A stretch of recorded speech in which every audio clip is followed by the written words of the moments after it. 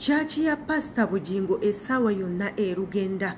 Ekanisa y'omusumba Pasiita Bugingo essaawa yonna eyinza okulugenda, eyinza okusaanawo, eyinza okuvaawo. Naye nga ku bbanga lyonna ly'omalidde mu busumba n'ebintu ebirungi by'okoze ng'oli mu busumba, lwaki oyagala okusiiga obusumba n'abasumba enziru?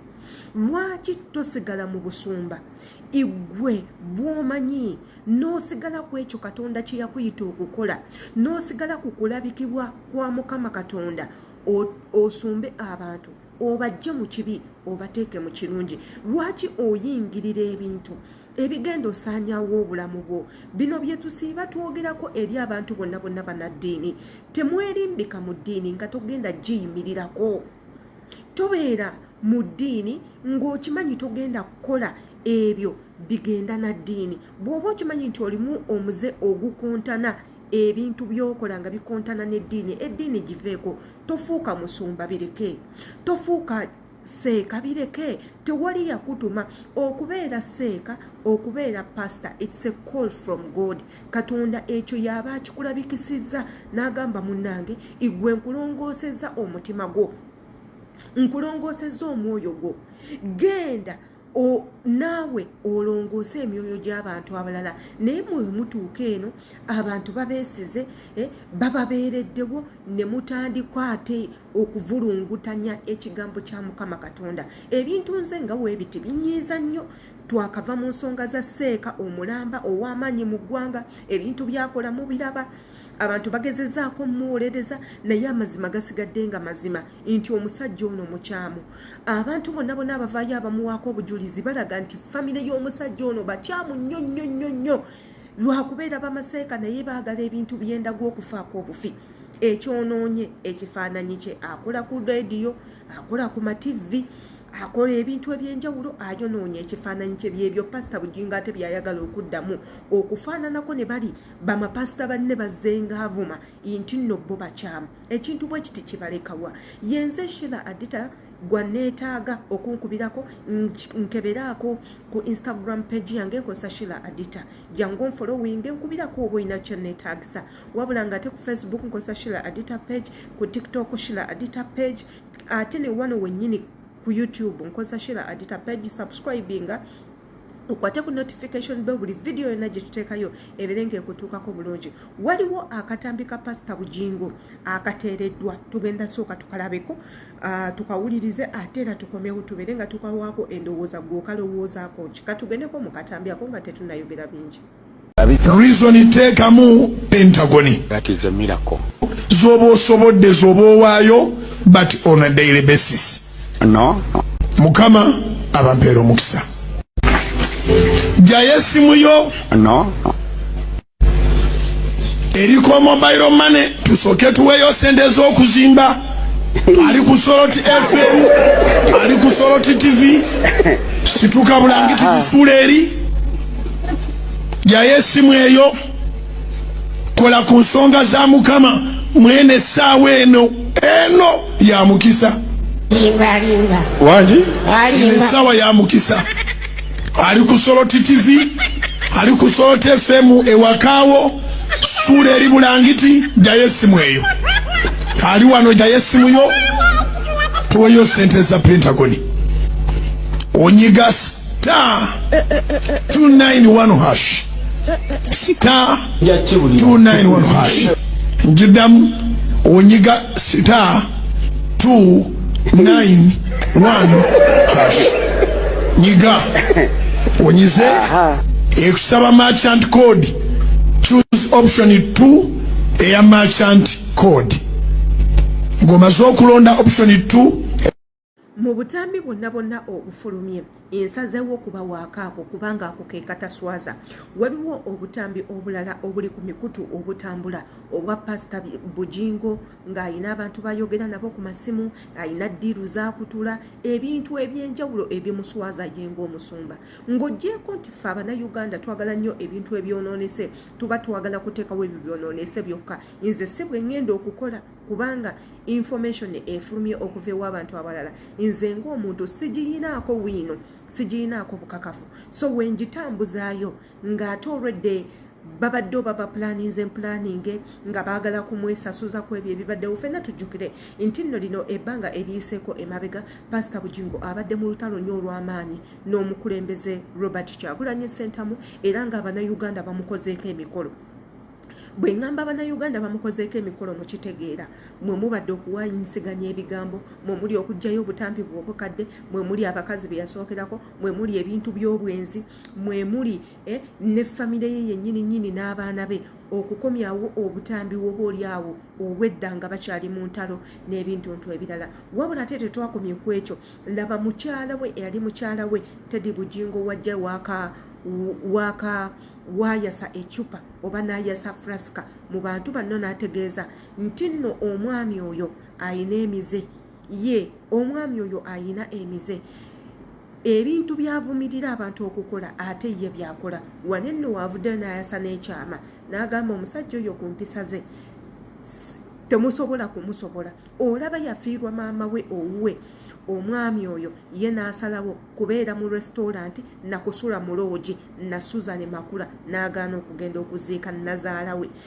Nazaala amuzaalira omukyala gw'amaze naye emyaka n'emyaka okuva nga bali mu bwavu paka mu bugaggo bwe bayina, n'agaana okumuziika yadde okuba essimu okugamba abantu oba okugamba abaganda be abaana be ne mukyala we oba eŋŋanda z'omukyala nti bannage nga kitalo teyakikola. N'agamba omuntu ng'oyo tayina lukusa lwonna kuvaayo okuvumirira abantu bagenze ku kuziika. Ebyo abikola mu kamera abantu bamuwaane naye emabbali muntu mubi nnyo. Kati bino byonna bitulaga kingaffe abagoberera abo basokoldi basumba nekirowooza nti abasumba abo balina amaanyi ga Mukama naye nga in actual sense amaanyi ga Mukama bagakozesa bubi. Bayinza okuba nga bagayina naye nga bagakozesa bubi nga tebagendera ku mateeka gennyini agali mu Bible oba agali mu Quran. Ebintu ng'ebyo ffe ng'abantu tubyetegereza nnyo era ne tusaba abantu bano ababeera mu bintu bino eby'eddiini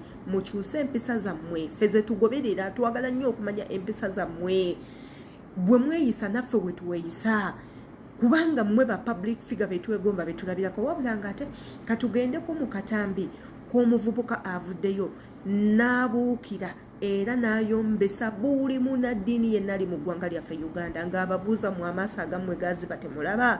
Katugendeko mu katambi ako ate era tukomewo. Okay, mbalamusizaako mwenna. Kakati bannange kansooke neebuuzeemu, bannaddiini baatuviiramu ddala oba ensonga z'eggwanga Uganda tezibakwatako? Tewali we balabikirako yadde ku nsonga eziri mu ggwanga Uganda abatalina kye bavaayo okubaako kye boogera. Bannange bantu baatuviiramu ddala, tetulina bannaddiini mu ggwanga. Kiki oba ensonga eziri mu ggwanga Uganda tezibakwatako? Tewaliwo ssaawa zino munnaddiini n'omu ayinza kuvaayo n'abaako kyayogera ku bikolobero byonna ebikolebwa mu ggwanga Uganda.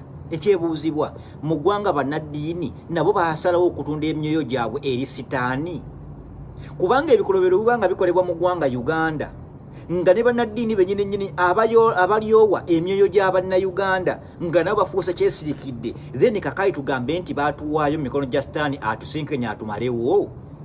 Kitaffe mu Katonda ssebo taata semwogerere, vaayo at least obeeko ensonga z'oyogera ku bikolobero ebikolebwa ku Bannayuganda.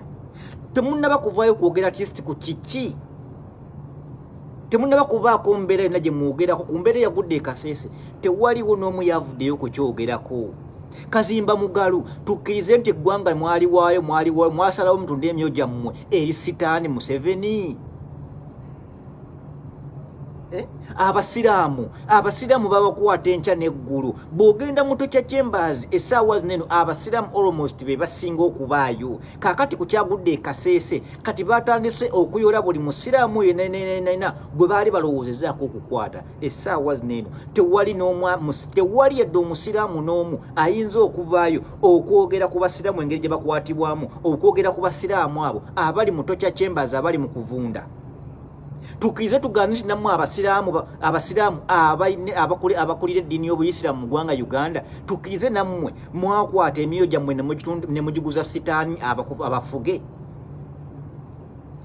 jajja w'Obuyisiraamu Kasimu Nakibinge mirundi emeka gye waakavaayo oyogere at least ku mbeera eri mu ggwanga oba mmwe embeera temugiraba. Tukimanyi bulungi nnyo nti ba religious leaders ne ba cultural leaders balina eddoboozi ddere nnyo era nga basobola okubaako ekintu kyonna kyonna kye boogera ne kibaako kikikyusa. Jajja w'Obuyisiraamu Kasimu Nakibinge at least vaayo ovumirire ku bikolwa ebikolebwa mu ggwanga Uganda. Tomanya nti eddoboozi ati siriyinza okubaako enkyukakyuka gye lireeta. Mubajje tukimanyi bulungi okukulembera abasiraamu b'okwodi Kampala naye emirundi emeka gye waakavaayo okwogera ku basiraamu abo abali mu kukwatibwa abawambibwa enkya n'eggulu. Abayisiraamu amataka g'Obuyisiraamu bali mu kugabba gonna bagamalawo naye mmwe kye mugamba bino ebintu temubiraba. Abakatuliki bannange muveeyo bafaadha baani abasosodooti baani bw'oba ng'omanyi nti oli mu kategori nga oliwo kulyowa myoyo gy'abantu oliwo kulyowa myoyo gy'Abannayuganda bannange eno yessaawa Bannayuganda bwe babeetaagira kano ke kadde akatuufu Bannayuganda mwe bandyetaagidde eddoboozi lyammwe. Abalokole bo nnyinza obutabakoonako nnyo however much nti nabo baliyo bamyoyo naye siyinza bakoonako nnyo lisonga nti bo baatulagirawo before nti bakwata emyoyo gyabwe ne bagiguza sitaani kubanga tewaliwo mulokole n'omu ayinza kuvaayo n'ayogera ku biki ebigenda mu ggwanga Uganda olw'ensonga nti munnange olwedde abasinga tubamanyi nti olwedde ba state mafias abo abali state bateekebwa mu state government nga tebayinza kubaako kye boogera ku bikolobero ebigenda mu ggwanga Uganda. Bakalicho leaders nammwe essaawa zo Bannayuganda babeetaaga nnyo eddoboozi lyammwe lyetaagisibwa nnyo ku mbeera eri mu ggwanga Uganda. Bwe njogera ku bakalicho leaders ntegeeza ku bakabaka mu ggwanga Uganda tulina bakabaka almost besitamanyi na kumanya. Ow'obusobozi sebo ow'obusobozi tukimanyi oli kalicho leaders naye at least vaayo oyogere ku mbeera eri mu oyina big follow oyina audience nene nnyo at least kano ke kaseera naawe ke wandikozesezza okubaako naawe n'otuusa eddoboozi yo ku Bannayuganda abayisibwa obubi. Ssaabasajja Kabaka wa Buganda tukimanyi oli mu mbeera tukimanyi obulamu tebuli bulungi nnyo naye munnaffe Ssaabasajja Kabaka naffe tukwetaaga mu kaseera kaneeno. Gabula Nadyope Kabaka w'Abasoga naawe weetaagisibwa mu nsonyi. Kabaka w'Abatooro muli ludda wa omukooki oli ludda wa bannange kano ke kaseera akatuufu Bannayuganda we beetaagira eddoboozi lyammwe kubanga tomanya eddoboozi lyammwe liyinza okukola impact nene nnyo okustopinga ku bikolobero ebimu ebikolebwa ku Bannayuganda. Ku lwa Katonda n'ensi yange aloze media yugi Ssaabasajja Kabaka wa Buganda wangaale. Akatambi ako nkabateereddewo ak'omuvubuka omuto ensonga gy'ayogera ya makulu nnyo naddala ng'oli Munnayuganda.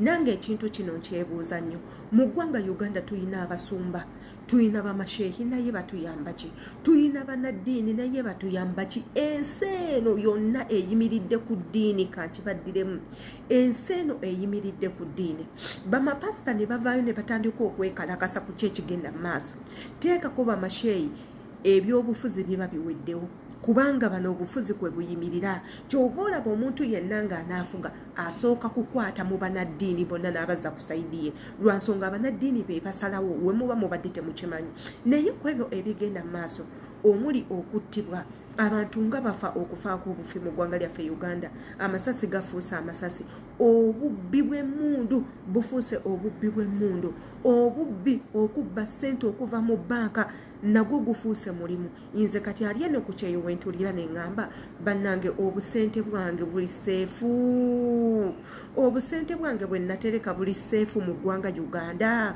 Oyinza okuba eno ku kyeyo okanya kukola nga wooteekako akawunti nga zooteekako ze bajjako kati nno oyinza olowooza muntu waabweru yazibba abakola munda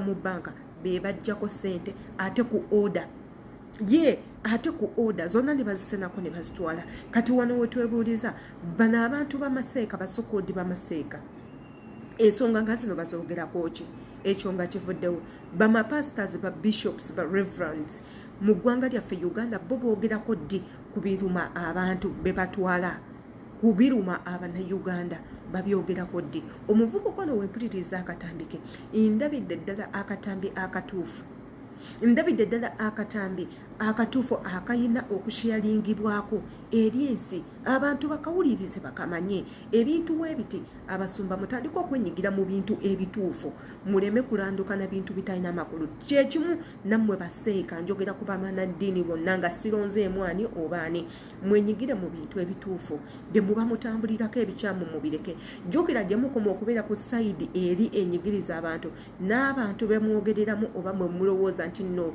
muli mu bayambako okubawa wisdom bagenda kubakyawa bagambe abantu bano tubabeererawo tubaagala bamaanyi naye ate be bali ku sayidi etunyigiriza olunno oguddewo inwo olutalo lw'omunda n'abantu b'okulembera abantu bakukyawe gwe tomanyi ensonga lwaki abantu bakukyawa naye biri abantu bali mu kunyigirizibwa igwe tofuddeyo abanyigiriza gy'olaga olw'okuba olina akasente k'ofunamu olw'okuba bakusuubiza ebirungi ozimbye amayumba ag'ebbeeyi amamotoka ovuga ga bbeeyi abakazi otandise okukyusa n'okuwasanga bw'oyagala eno ng'abantu banyiga yenze Shila Adita akatambi kano nsaba okaweeko endowoozayo nga weeyambisa comment section commentinga wabula ngate atanaba subscribinga naye tukusuubira okusubscribinga kubanga ekigambo weekiri kyeyambise notification bell gikoneko ngamba akade buli video gye tuteekayo ekutuukeko aneetaaga nsangayo ku Instagram nkosa Shila Adita page imbagala nnyo